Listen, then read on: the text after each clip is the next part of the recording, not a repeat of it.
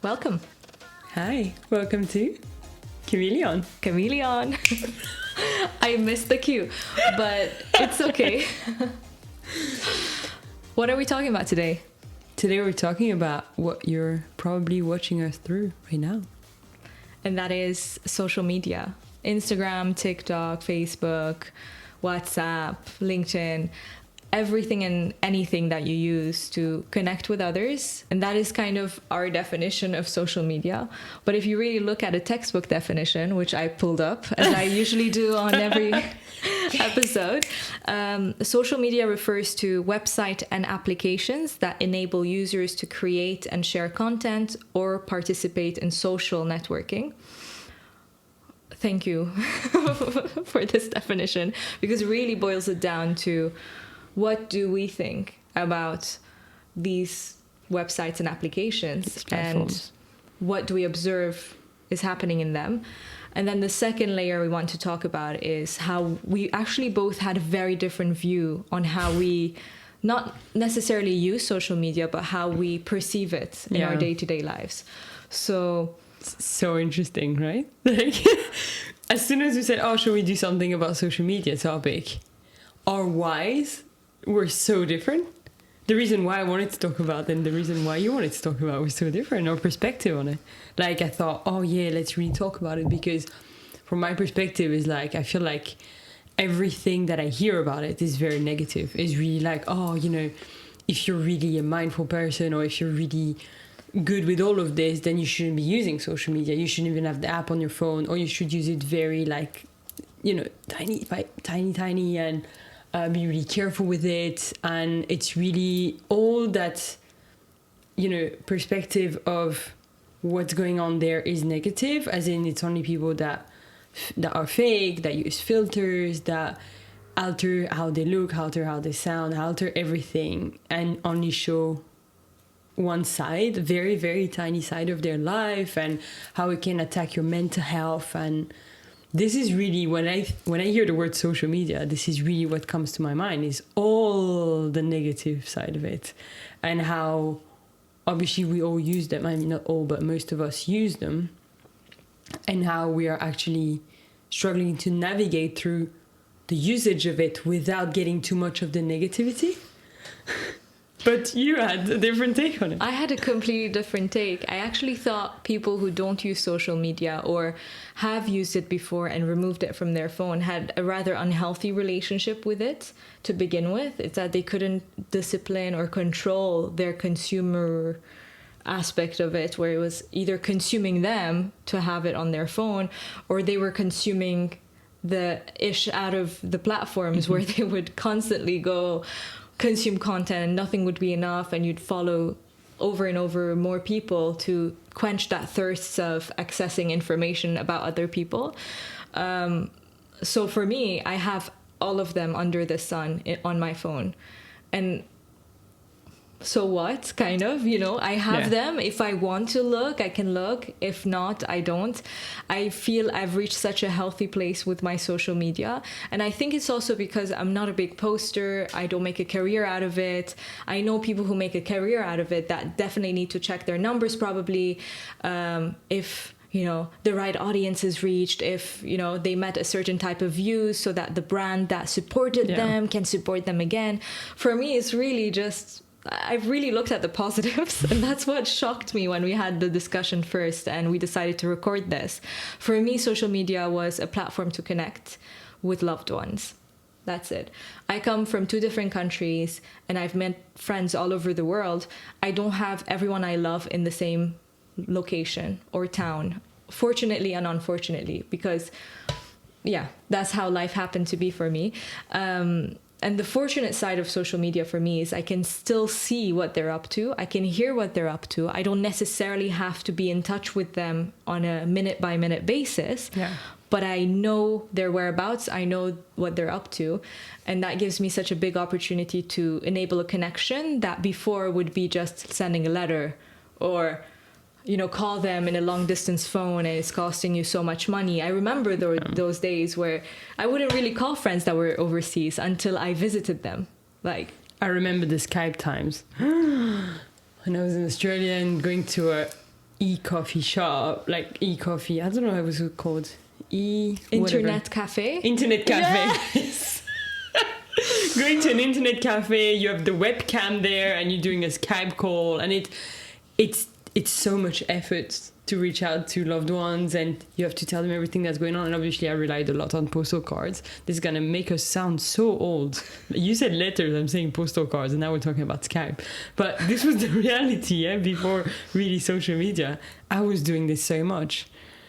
I was using a website called Web Call Direct. I don't know if it still exists, but my mom had an account there, and we would buy minutes for very cheap to call abroad. And she had a lot of long distance calls. One, it was with family, and two, it was with the States or with clients. And it was so expensive to do it on your normal phone that you had to revert to these applications. And now with socials, we have such a broader way to reach out to people. So that's the first thing I thought of when I thought, what are the bright sides of social media? But what would be the darker side of what I'm mentioning?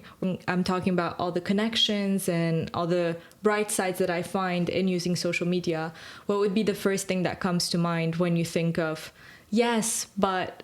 Oh, yes, but big one. And I don't know, I feel like everything I follow is talking about this, is really the downside on the sense of, you know, it can take a huge toll on your mental health when you start comparing yourself and your reality to what you see people do, or what you think people are doing, and how their life looks so amazing. And I feel like this news has been saturated, like it's saturated everywhere, talked about of like, don't believe too much, especially with younger people, but also people our age, like, don't believe too much that life can be so perfect in every aspect and so fun. And so people are always on holiday. If you look on, you know, on socials, they always on a plane, having dinner at a restaurant, obviously, because they're not gonna take a picture of the takeaway box they just had, the triangle sandwich and Tesco menu and on the tube. Like, you're not going to take a picture of this. So I think for me, this is the first thing that comes to mind, is like the danger of comparison, and how not to get too, you know, too attacked by it, and how to find the right balance between choosing to follow people that you get inspired from and be like, oh, I follow, for example, a lot of people that do boxing regularly because I'm like, oh, it's going to inspire me to try this move or to go back to the club. And I consciously do this, but I also do this with people that I know I'm not going to compare or like hurt myself with this. I'm like, oh my days, he's really going boxing every day and I'm not. No, that's okay, you know? Yeah. And I think talking about this, we're seeing an increasing rise of people being actually raw in their content and showing things as they are, rather than painting a really pretty picture of their life. And that's what's landing better with us users of social media, is when people are being real, they're showing us their true face, what they're really up to.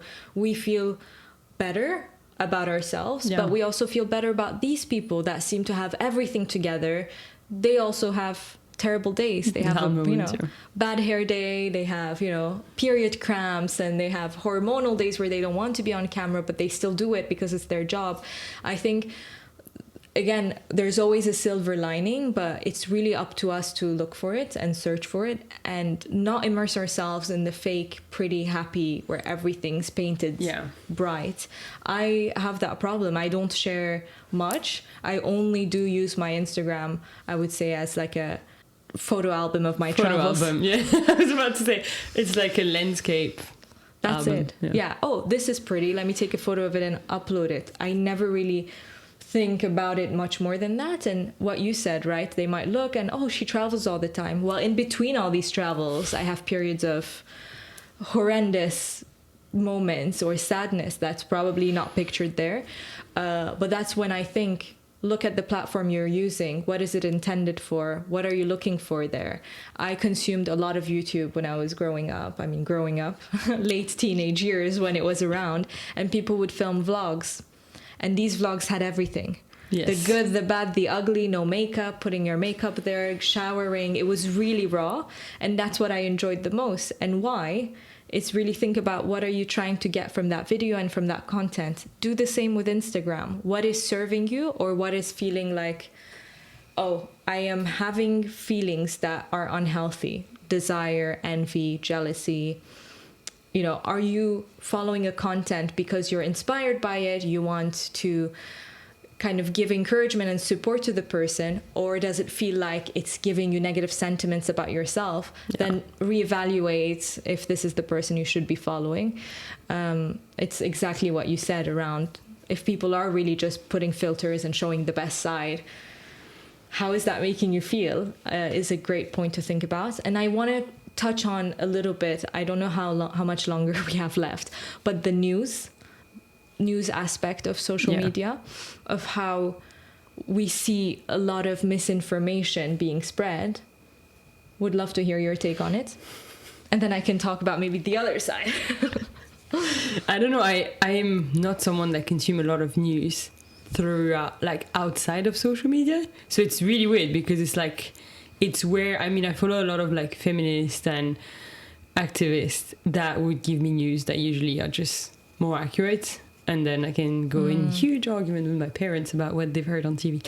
But that's how I consume news, to be honest, is through social media. So I know it's a bit controversial, but I think when it started, like a few years ago, what we heard a lot was fake news. Oh, you can't be consuming possibly news on Instagram, on TikTok, on whatever, because it could be fake news. But guess what? It could be fake news on TV as well. But again, I think why at the very beginning we had two very separate views on social media is that I come from a very privileged background in Occidental world, where we can think about all the negative of like, oh, it's a toll on my mental health and all of this, even though it's real, is because at the very beginning we have access to it. Like, you know what I mean? We have it, and for us it's a given. It's like, of course my government has not banned me from accessing this tool and share all the video I want and all the things I want and consume everything I want. So obviously it's really biased into why I think about all of these negative ones. But for you, it's probably different. Definitely. I do come from two very different countries, but one of which had very actively banned the use of social media at certain points of corruption or war, where we didn't have access to Twitter, where you could really in real time share what's going on. And another one is what we're seeing currently. It's, horrendous how a lot of accounts on the ground are showing what's really happening and the news are not. And that's, I think, a very general theme about the Middle East in general is we only ever hear about the Middle East when there's like a war or something horrible happening. We never celebrate the beauty of our region, and that's such a shame, I find, and it gets me really emotional every time I think about it. Is we're always seeing news about, the West and, everything that's happening, the good, the bad, the ugly, and the politics. But the Middle East, there's a bomb that exploded. Oh, a war again is breaking out. Oh, genocide right now. And we don't even use the right terminology to define what's happening. I think social media is finally allowing us to see on the ground people reporting what's going on, and no one can shut them down. The only thing we can do is amplify their voice, because unfortunately it's not amplified in traditional media as we see it, like television, radio. But we as users can see and reshare, and then their voices are amplified, and it's really covering up all the traditional media and replacing it, hopefully soon. So I think I wanted to really touch on that. Everything aside from the beauty vloggers, there's a big segment of social media that we hopefully will see more and more of, which is news being shared. Yes. And I remember, I think I was in business school in France. When was it? Like, I don't know, 7-8 years ago.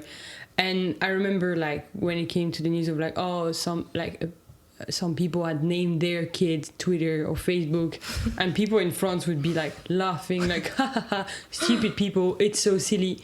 They didn't understand the importance of these platforms for people. It's like access to freedom of speech. Is like, that meant so much for people there.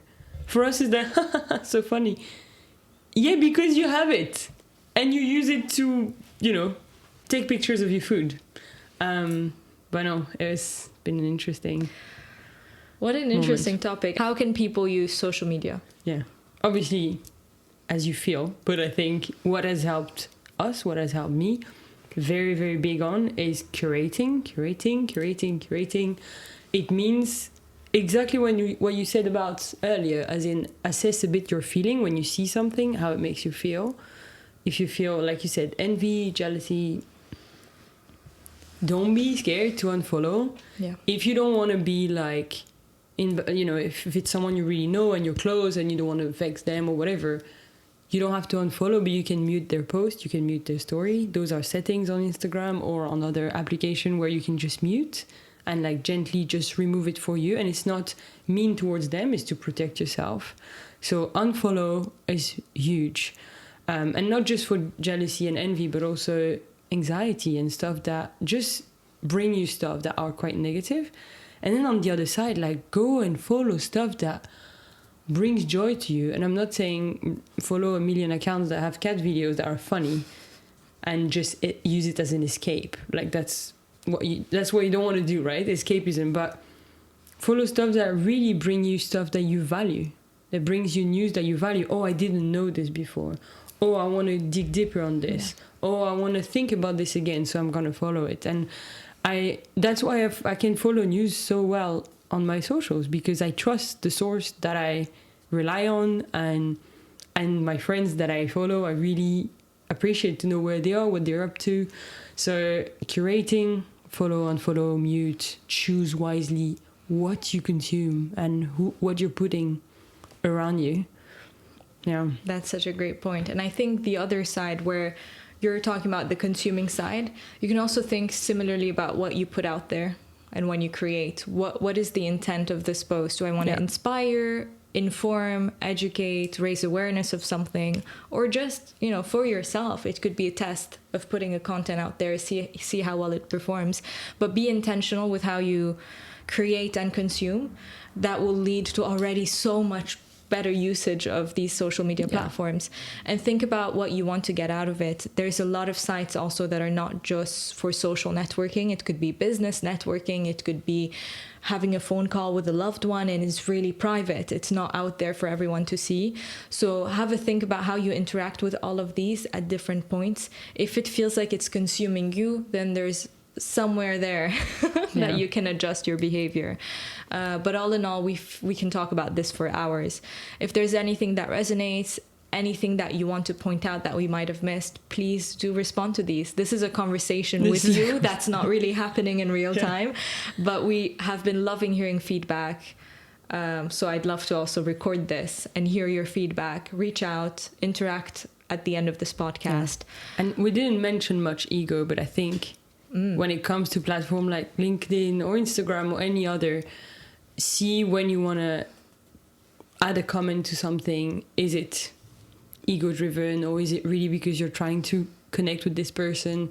And are you trying to connect this person for an opportunity, or really because you care or because you want to connect? And I think it's the second part we wanted to talk about when it comes to like the good usage of it is fostering connection. And actually